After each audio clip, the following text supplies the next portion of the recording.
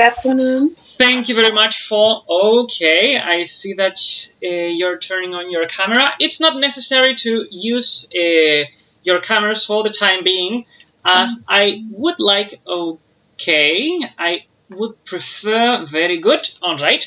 I would prefer that you listen very well. All right. All right. There are more of you who are tuning in to the meeting. In order to save space, let's say, I would suggest that you turn off your cameras so that you can listen perfectly well. I think it would be better. It's recommendable according to my experience using Skype. For the time being, can you listen well? Do you see me well? I am going to turn on the chat too. If you want to write things on the chat, it's also possible. So do you see me well? Do you hear me well? Yes. Very good. Thank you very much. Can you hear me, Sam? Yes. Thank you very much. For the time being, I would suggest too that if you're not going to speak specifically at a specific point in time, you turn off your microphones in case, or let's say to prevent ambient sounds from interfering, so that the recording is okay. By the way, you will also receive the recording of today's meeting as we did in the previous time. You will receive the recording after the meeting has finished and after I have completed the editing of the video. Well, first of all, I would like to thank you for participating in today's meeting. My name is Ramses Cabrera. I am from Spain. I'm a professional translator. I started translating as a freelancer around 4 years ago. I'm doing a little introduction. Okay, I'm doing a brief introduction for those of you who still have no information in regards to my career. And although I am not saying that experience is the basis for everything, it is not. I would like to tell you some things about my career so that you can have some, let's say, guarantee that the things I am telling you have some base, have some, let's say, have some reasons. Yes, reasons in reality. I mean, I have experienced them, although experience is not the basis for everything. Let's put it this way. Why I say this? Just in case that some of you, perhaps not those of you who are here today, but many of the people who will be listening to this and who are listening to this via the recording too, are students. Mainly many translator students, many translation students, and actually many translators, many colleagues, many of our colleagues are quite sad because they can't get jobs, they say, because they lack experience. And I would like to, one of the first things that I would like to tell you as a continuation from our previous meeting is that experience is not the basis for everything. It's not. Really. I mean, I know people who are much more experienced than I am, and still I got some jobs they didn't, which is not to say that I am the best or anything like that. I mean simply that experience, that having a long experience, having a long CV is the basis for everything. That is not true. That is simply, let's put it this way, an automatic association people make when facing some, let's say, some circumstances in life. It can be something we can use for, that's why I was doing a little presentation of my career and such, but it's not the basis for everything, first of all. Well, thank you very much. As I was saying, just some little, some brief more pieces of information. I am a translator for the European Commission via a freelancing agreement, let's put it this way. I work as a freelancer with the European Commission through a Greek company.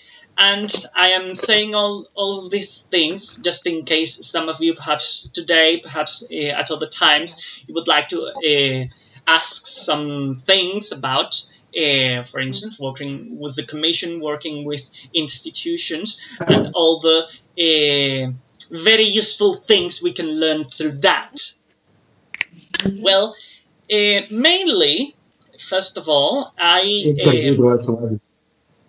all right. Remember, if you want, let's do it right away.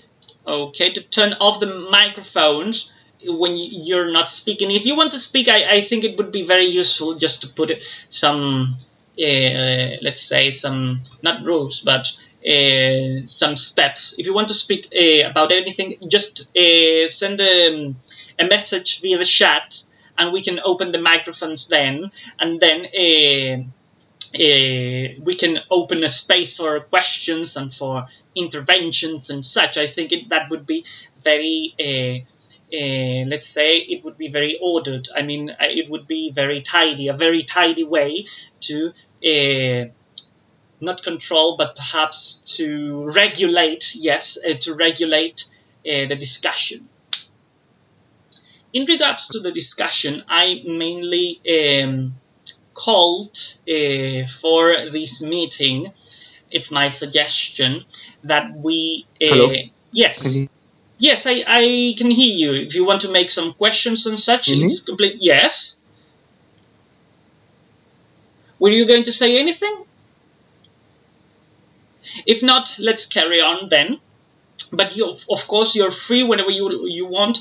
Let's do it in a tiny way, as I said before, to make questions, to suggest topics that we can discuss and such. You're completely, of course, free to do that. And especially, I would like to help you. Can you hear me well? Yes, now I can hear you very well. Thank you. Very well. Would you like to suggest some questions or such, so that we will talk about them in today's meeting? All right. If whenever you want, whenever you have suggestions and such, you can write them on the chat, and we will deal with them as soon as possible. Very good. Well, as I was saying, I summoned, so to speak, I suggested holding today's meeting to talk about what I have detected, what I have identified, that is a very, let's say, a very current topic in the world of professional translation, and we can learn from that.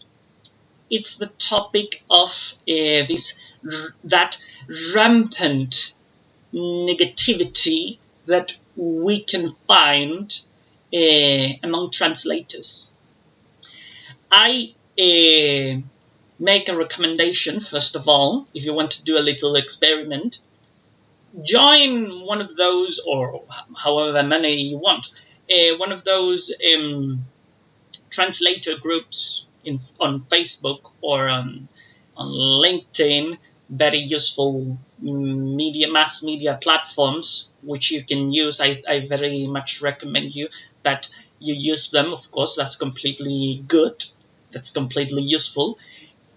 Do this little experiment. Join those Facebook or LinkedIn groups, translator groups, and try, for instance, to read, first of all, read the many posts that you can find on those groups. Why do I say this? You will find an initially disquieting trend. We translators are very, very, very negative. Count the posts.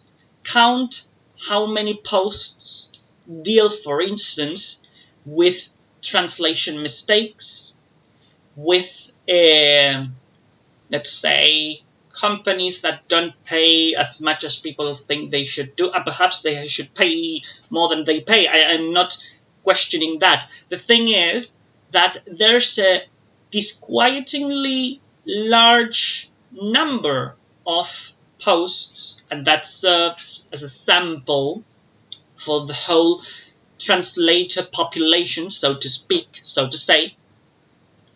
There's a large number of posts that deal with negative topics. A little footnote, first of all.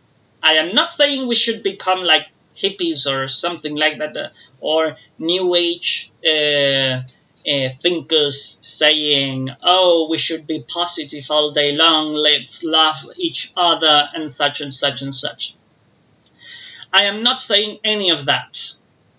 What I am saying is that if you want, for instance, one of the many possible reasons you may attend these meetings and you may be listening to these kinds.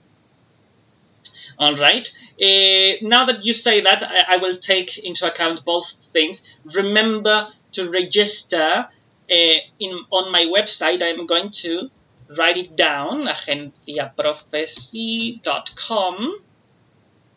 You can find a translator register form on my website, and you can write in your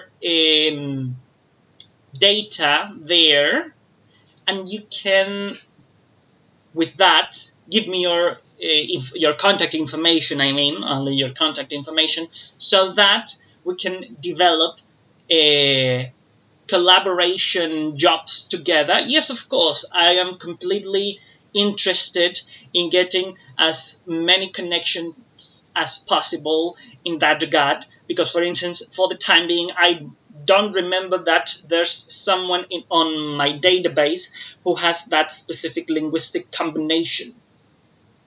So thank you very much. I will listen to your audio after the meeting, because now, all right, because now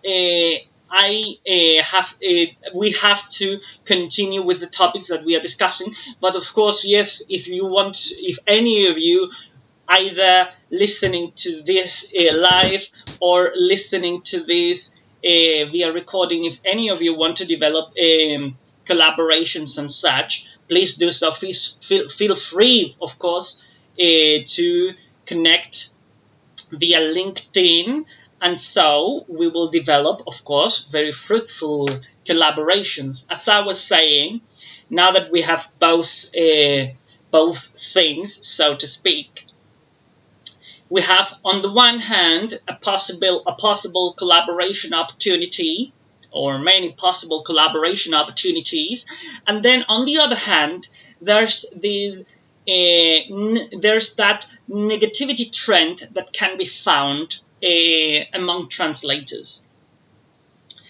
For instance, as I was saying, continuous complaints about people who pay less that should be paid than what should be paid for translation jobs. Companies that engage in shady practices.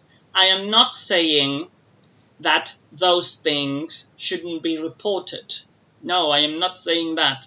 But what I do say is that it's very, very suspicious that people, translators, I mean that we translators, become so obsessed with that. And why do I say this? Because if you have, let's put it this way in very basic terms. If you have two poles, for instance, the negative pole, all the things that we don't want, for instance, shady business practices, low wages, etc., etc., etc. And then we have another pole, for instance, collaboration opportunities, good teamwork, good business values, etc., etc. And we have both things. If for any reason it happens that we disconnect one of both poles, then there's no electricity running through the circuit. There's no possible. There wouldn't be any possibility to create an electric current with only one pole. That's let's put it this way: the fact that people only focus on one pole of the things, of the dialectics, let's put it this way, that we find in, for instance, in the translation market and in any other area in life. If you only focus on one of both things that you have found in reality, it's most likely that you won't get what you want. Why do I say this? First of all, so in order to make it useful to you, you want to create, for instance, your own translation business. You want to get into the market. You want to get clients. But you enter the situation from either a perspective, a mentality that only focuses on criticizing for the sake of criticizing. Or you enter the situation from a different perspective that only focuses on positive things without ever criticizing what needs to be criticized. Both things end up causing the same disastrous results. For instance, you don't get what you want because people take advantage of you badly, as in a shady way, or the other way around, people can't stand you because you're completely negative. Both, let's put it this way, both fragmentary perspectives will end causing the same problems. And that's something that happens let's put it this way, that's something that we have to deal with as translators, and that happens every day. For instance, if you want to be a translator and you want to, for instance, to be a translator, as we understand the concept today of translation, you have to handle two different languages, two different cultures. If you become too clingy, so to speak, to either one of them without considering the other pole, your translation is not successful. We can find that, for instance, in people who become very, very clingy to the form or to the shape of the very good. All right, you might be bilingual, but that's something that doesn't guarantee whether you will actually integrate both things, for instance, both cultures. You may perhaps have some skills that make it easier for you to integrate, in this case, two languages. But we are not simply speaking about two languages. Languages is as in the way of Spanish, English, Arabic, etc., is not the only area, let's put it this way, that we find this phenomenon.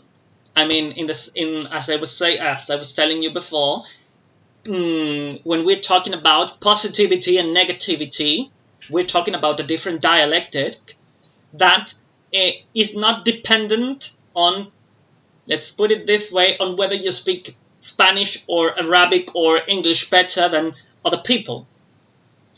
The thing is to learn, let's put it this way, to learn to change the mentality from which you face specific problems, and not only specific problems, but any other circumstance in your life, and with a different, let's put it this way, with a different mentality, you will learn to translate, for instance, your objectives to concrete realizations without depending on, let's put it this way, previous preconceptions, as I was saying before. If you start from a preconception of I am going to criticize everyone who turns up in my way, and heads will roll on the floor wherever I go. There are many people who think like that. For instance, if you find these recent movements in regards to, let's put it this way, inclusive language, where they start finding things to complain about in absolutely everything, people end up not being able to stand them. They don't want to listen to them. They end up mocking them. Why? Because they completely criticize everything, and everything is a problem. And that, let's put it this way, that extremism is not useful, because it completely nullifies the other possibility. Let's put it this way, it completely nullifies the positive pole in that dialectic. You want to propose something new. That's okay. But let's put it this way, if you want to propose that new thing, but you don't respect, let's put it this way, the other pole, for instance, the people who don't agree with, let's place it this way, the people who don't agree with what you understand that is inclusive language, then your proposal is not inclusive anymore. That's the problem with the people who defend inclusive language. They try to impose, all right? They try to impose their, let's put it this way, their perspective without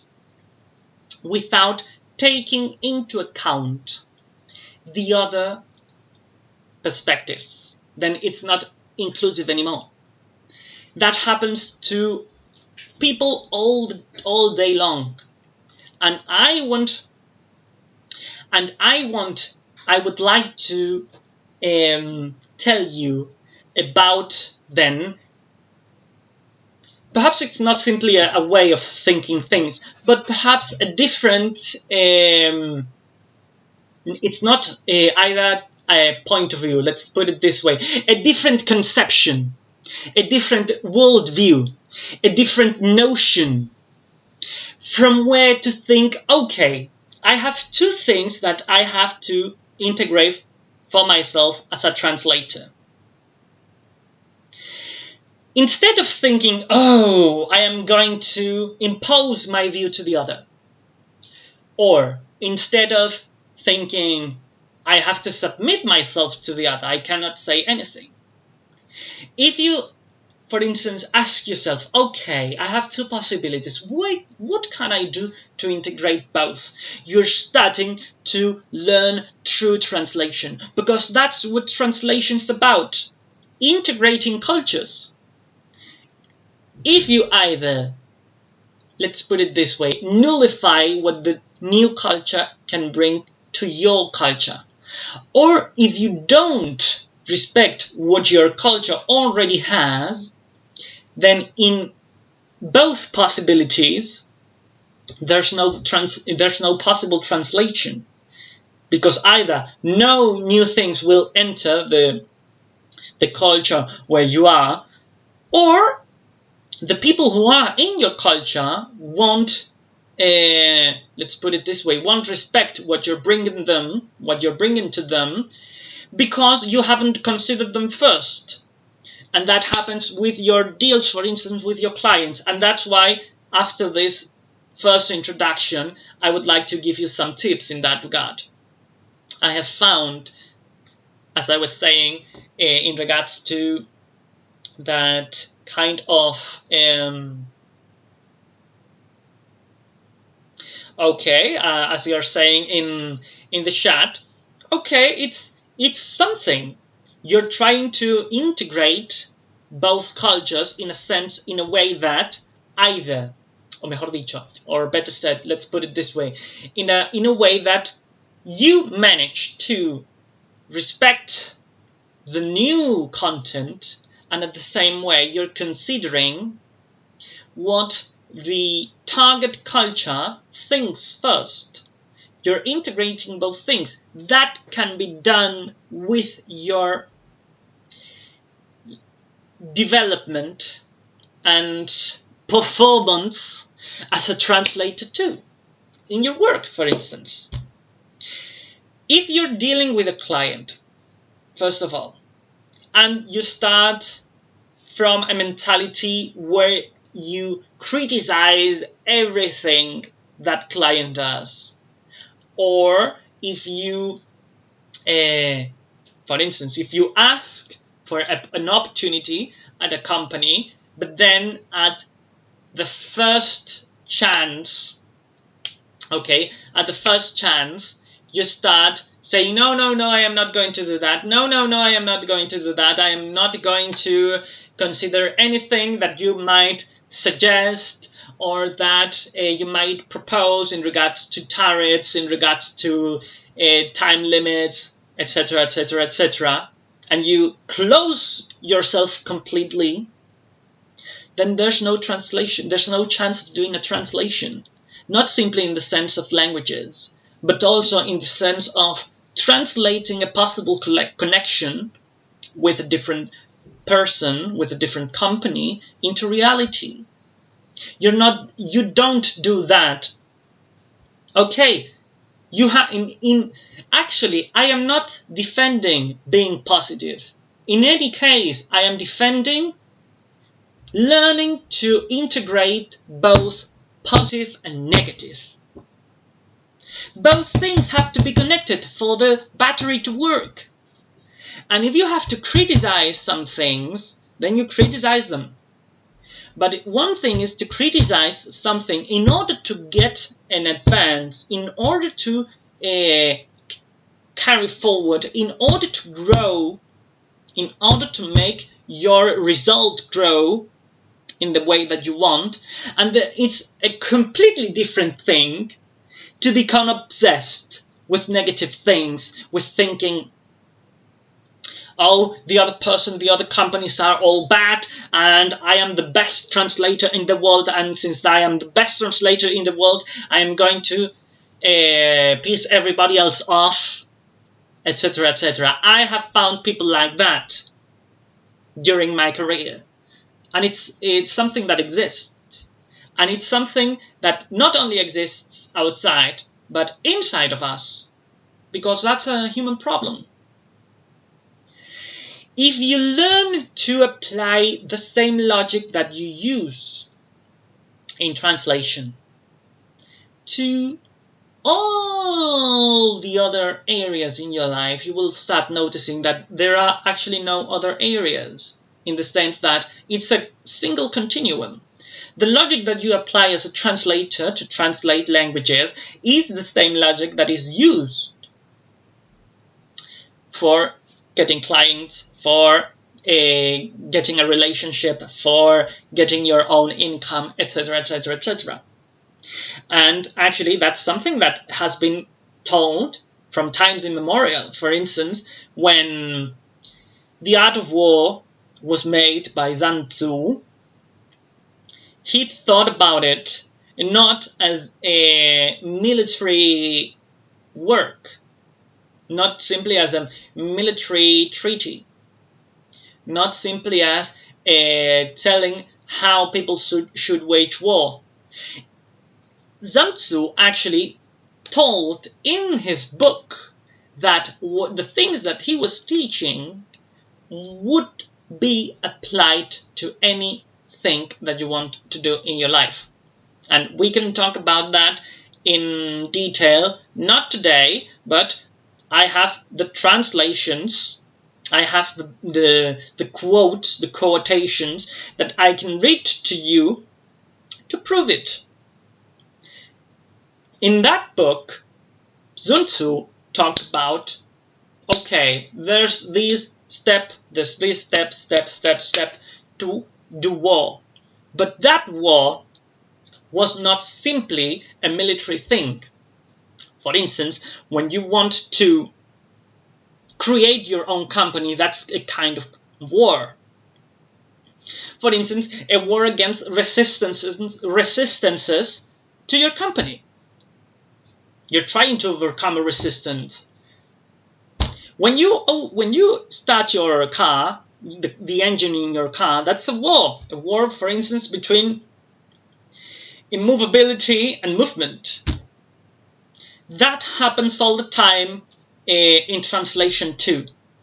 And the good thing is that when Sun Tzu noticed that there was a continuum between the logic that he applied as a warrior and the logic that he could apply to everything else, for instance, in business, and that's something that has been told since a long time ago, even in the West. I mean, great business people start talking about the art of war applied to business all the time, all day long, and many conferences have been done, have been made, have been given, talking about the application of the art of war to the world of business. The bad thing about that is that they thought that it was only applied either to business or to military work, when that's not so. It can be applied to everything. For instance, communication. If you want to communicate your values as a translator, there's a war going on in your head between the ideas, the chaotic ideas that are in your mind, and the things that you actually say. In the beginning, and let me tell you this little anecdote, it was very, let's put it this way, I faced many difficulties getting jobs because when I talked to people, I was much chaotic as I am, unlike I am now, let's put it this way, much more chaotic at that time, as in the sense of saying people, or let's put it this way, I didn't make myself understood by other people because there was, let's put it this way, I couldn't at that time put my ideas in order, and that chaos, let's put it this way, was mirrored in the sense that I didn't get the jobs that I wanted. That's chaos. It's not the order I wanted. When I learned, for instance, to put in the first place my ideas in order, then I started to really advance. Why? Because that's a translation. I translated the order that I wanted into the order I applied, and I apply. That's something of a training. You need training to do that, to learn to do that. Thanks to that, although I am absolutely not the best in the market, not by a long chance, not by a long shot, I still have got very good job opportunities, for instance, working with the European Commission, and it's not something that I even sent my CV to. I got it by pure chance. But the thing is that since I learned to put things in order, that order was mirrored, let's put it this way, in a metaphorical way, that order was mirrored and is mirrored in reality, by reality, in the sense that I get the jobs that I want. Now you may be asking yourselves, okay, you have to put your ideas in order, but with what? The clue, the main key that we have to use to put things in order is to learn, first of all, to listen. And that is something that has been told many times too in the world of business. There are many quotations, many great business people who have said, okay, you may speak very well, you may have a lot of skills, you may be the best market businessman or businesswoman, but if you don't listen to people, if you don't listen to yourself, then you're hopeless. Listening is the key. Listening is a very, very, very useful and essential tool. Because, for instance, you're creating, it could be one of the many benefits. You're creating good relationships. You're giving a much warmer image. But most important of all, you're using, let's put it this way, the best ordering tool that you have. Because if, for instance, you listen to someone and that person says, okay, I want to get peace in the world. You can listen to him or her and identify that that person only thinks about abstract things. Because peace, having a good family, world peace, as I was saying, having a good family, having a good job, those are all ideas. And since we don't listen to that, we start creating chaotic things. Because, for instance, you want to get your own job, but you don't define what job, you don't define what time schedules you're going to follow, you don't define how much money you want to earn. If you don't order all those things, you won't get anywhere. Because navigating through ideas is just like navigating without an aim in the big ocean. But the key to realizing, to noticing that you haven't defined any of those things is learning to listen. That's why I don't defend experience as a basis. That's why I don't defend having a good CV as a basis. That's why I don't defend having a lot of skills as a basis for being a successful translator, for instance. Because it simply does not work. You may have a very good CV, a lot of experience, a lot of jobs in your CV, in your career, but if you don't listen, you're no translator at all. How can somebody be a translator if he or she doesn't listen to, for instance, what the author has to say?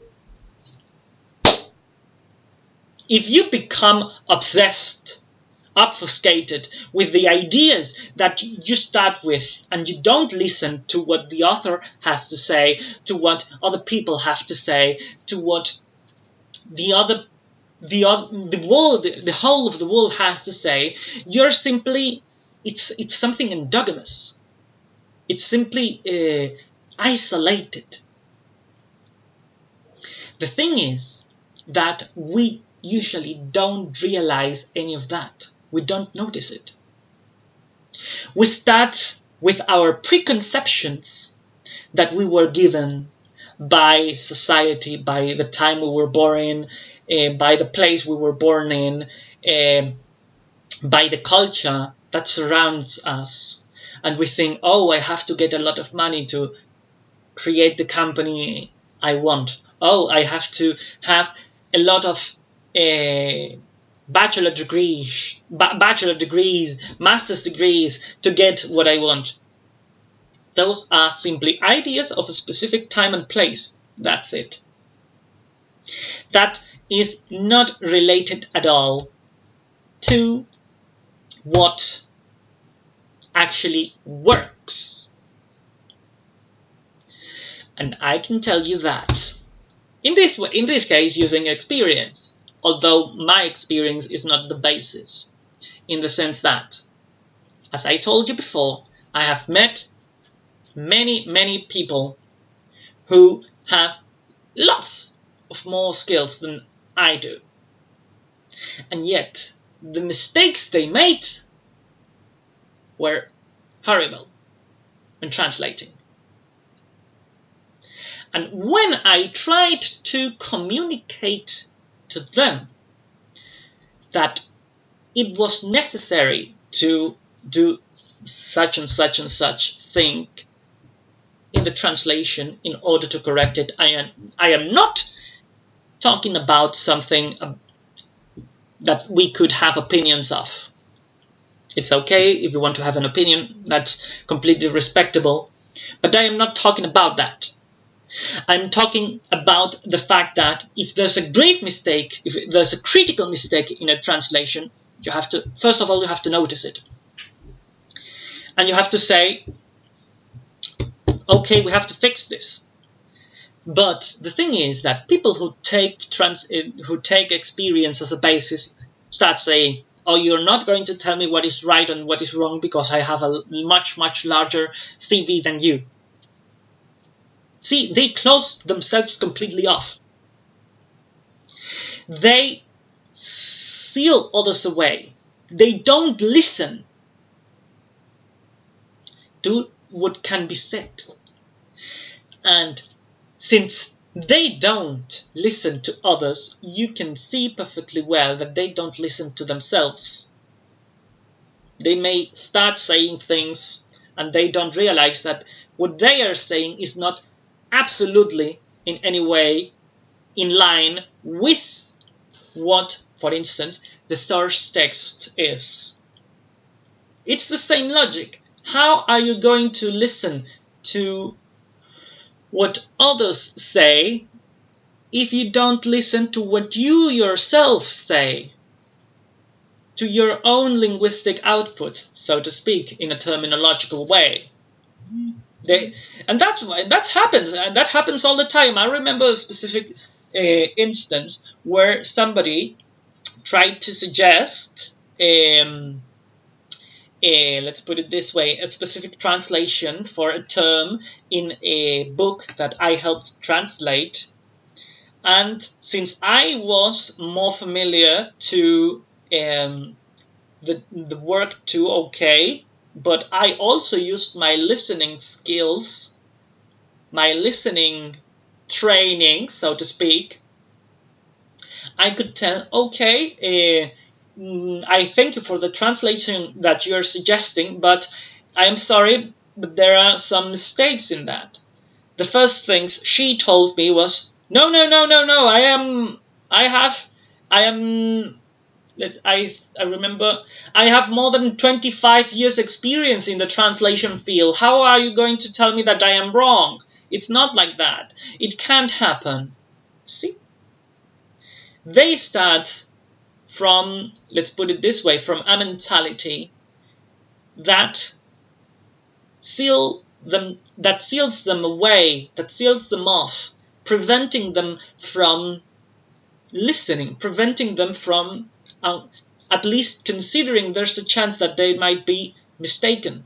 And that's not something that happens simply to others. That's something it's something that's very necessary that I clarify. That's not something that simply happens to others.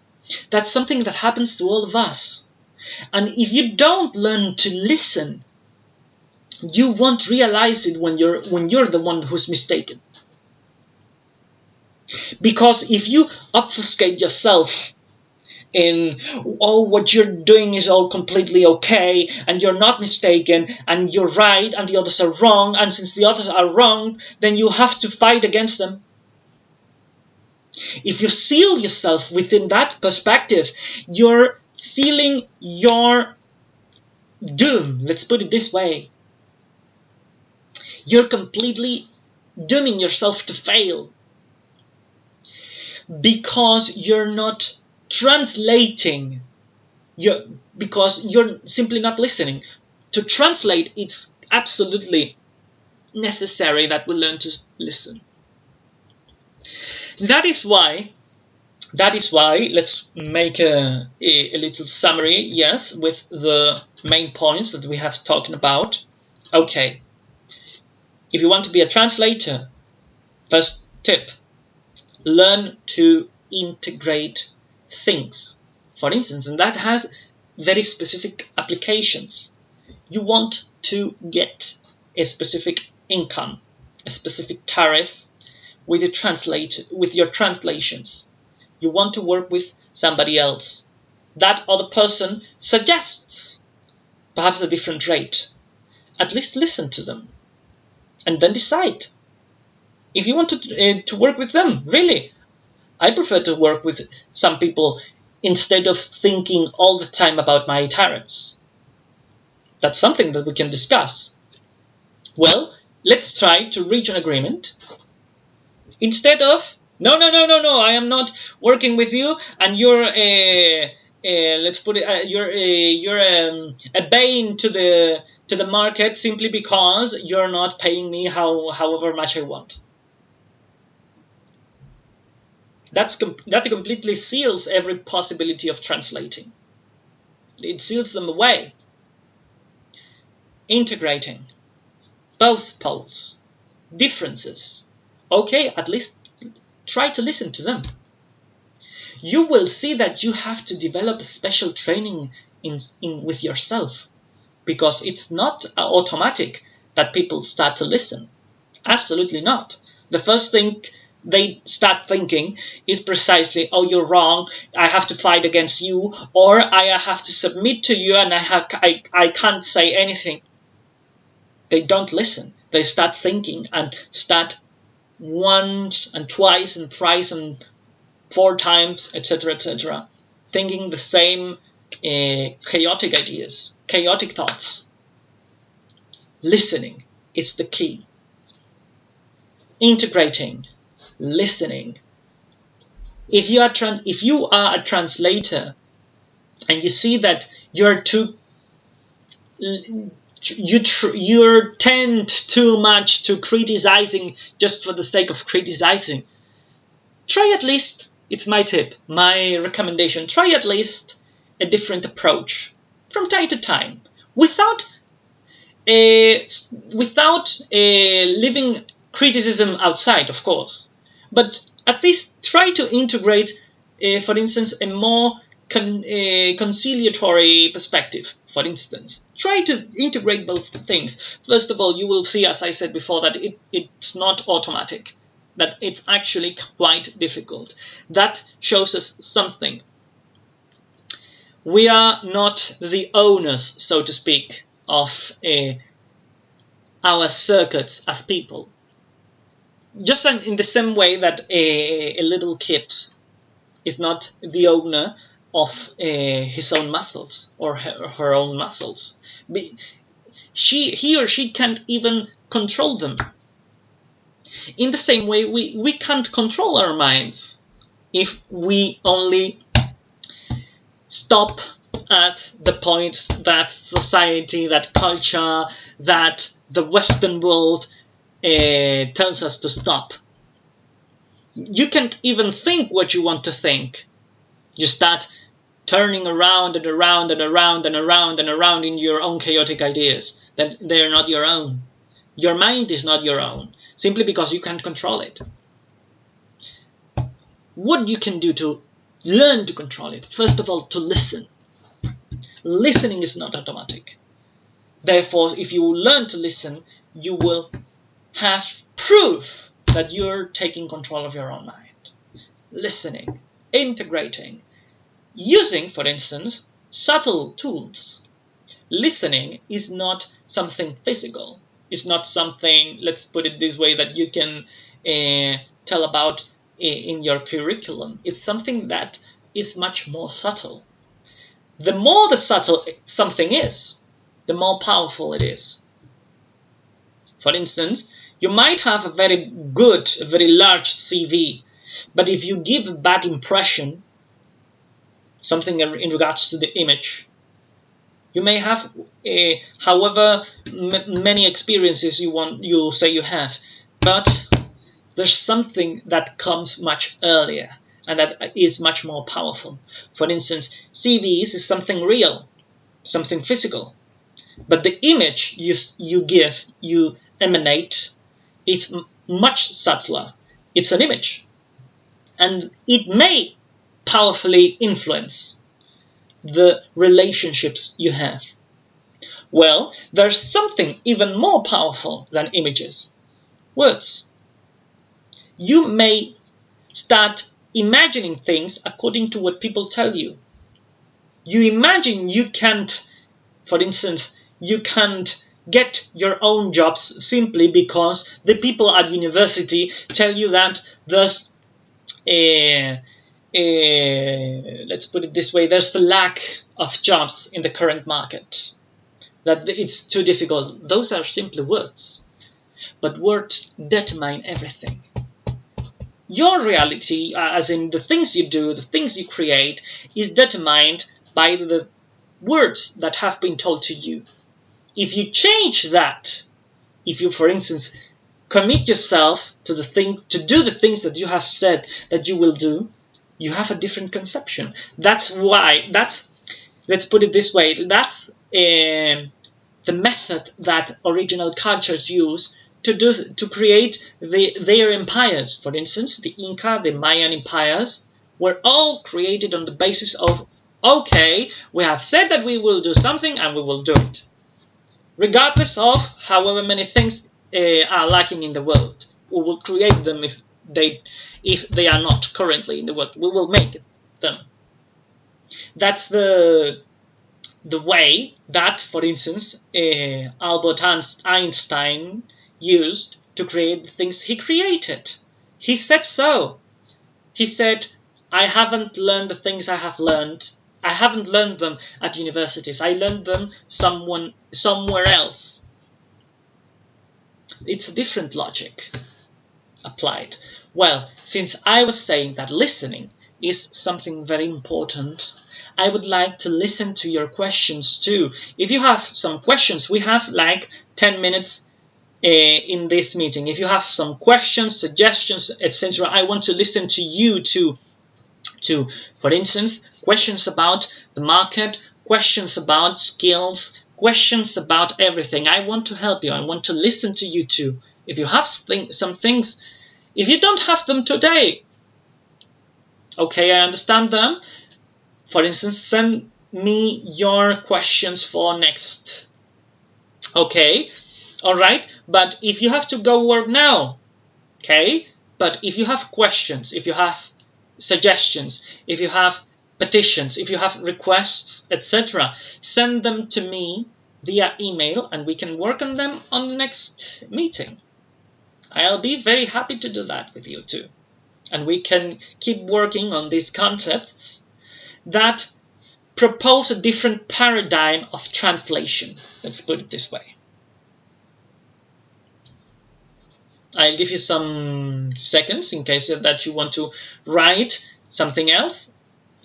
In case you don't, well, I will see you on our next meeting, which will take place probably on the 29th of March. Of course, it will be completely for free, and I will be very grateful to you if you continue, and that we continue meeting at these reunions, at these meetings, and that way we can continue, and we will continue to sharing these experiences, these images, and these new words, these new terms. Then we will be, I would say, I would enjoy that we enjoy them together, of course, and that we learn to apply them to translation too, because translation, if we don't break the molds that we have been told about what translation is dead as a field. Translation cannot be limited to simply being a professional field, just as medicine is. Translation is essential. It's vital. applying it is vital. Applying the logic that can be found in translation is vital to, for instance, creating whatever you want to create as a businessman, as a businesswoman, as an artist, as a musician, as whatever you want to be, whatever you want to create. Translation can be found there. If we learn from that, we're having in our hands a powerful tool that no one else thinks about. Well, in any case, thank you very much for... okay, very good. Very good. All right, you want to get clients. A tip. Although, please take this into account. A tip is a tip. What I am going to say is a tip. It's how to do it. But it's much more important that we learn these new concepts to learn to regulate the use of those tips. All right? It's just like, for instance, a tool, a pair of scissors can be used. Okay, it's good. But it doesn't mean that it has to be universally used at all times. Sometimes you have to learn the notions to, okay, decide what you have to use at each specific time. I am going to say now a tip. Mark this. You want to start getting clients. For instance, a very useful thing I have learned. Learn to listen to what they ask for. Usually when you get jobs in, sorry, and with this, okay, okay, very good. When you get jobs in pros at pros.com, they ask for certain requirements. Make sure that you listen exactly to what they ask, because I have had to discard many job proposals when I gave commissions, and when I give commission, I still do, and I continue to do that month after month. I am an outsourcer too. I have to discard many profiles. Why? Because they don't listen to what I am asking for. I mean, if I say to you, please answer these job offer with your CV, your rates, a translation experience, and a translation sample. There have been people who have answered my message without any of those things. And since I have to browse through more than 100 proposals, do you think that I will have to spend time in answering, okay, please send back your proposal with the things I asked for? No, I simply discard that. Learn to very closely listen to what they are asking for and make sure to integrate what they are asking for with what you want to offer. That's completely okay if you want to offer different things. But it's not possible that you send me a translation job proposal. I mean, as in you're postulating yourself to getting the job. It's not possible that in that process, if I ask you for your CV, you don't send your CV. You're making yourself waste time. Do you understand the concept? Can it be easily understood? This is essential. I was actually quite surprised. I thought it wouldn't be so widespread. It's a widespread issue. I mean, I can tell you, like 3 months ago, I had sourced a possible job, a potential job. 100 people answered to my job. I had to discard more than 80. But not because they didn't fit the requirements for the job, simply because they didn't answer to them. As in, they didn't send the required material. How can I evaluate your proposal if you don't send me the materials I asked for? They sent a lot of other things, or they start, this is quite a little bit something to be mocked about, but for instance, I have posted the job 1 hour before, 1 hour ago, and then you send me a message with 3 lines asking me if the job is still open. Haven't you read the how long ago was the job post was posted? Because they don't listen. That's why I emphasize so much the importance of listening. Because if you don't listen, you won't get the jobs. But not because you're a bad translator in the sense of technically skilled, but because you don't listen to what people say. And steps. Okay, first step, learn to listen. First step. With that, you will make a breakthrough, a brilliant breakthrough. It requires training. And I would like to help you with your training, learning to listen. But, and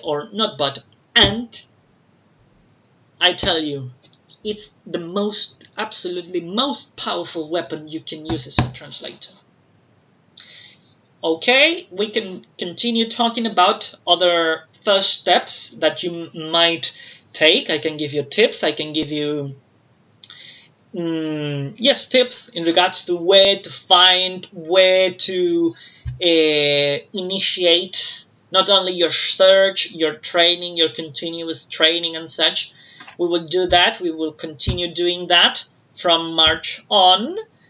Thank you very much for your attention, and I hope that you have found this meeting interesting. And if you think so, please feel free to share the link whenever you get it with other people who you think might also be interested in learning about these things. Thank you very much, and until March. See you.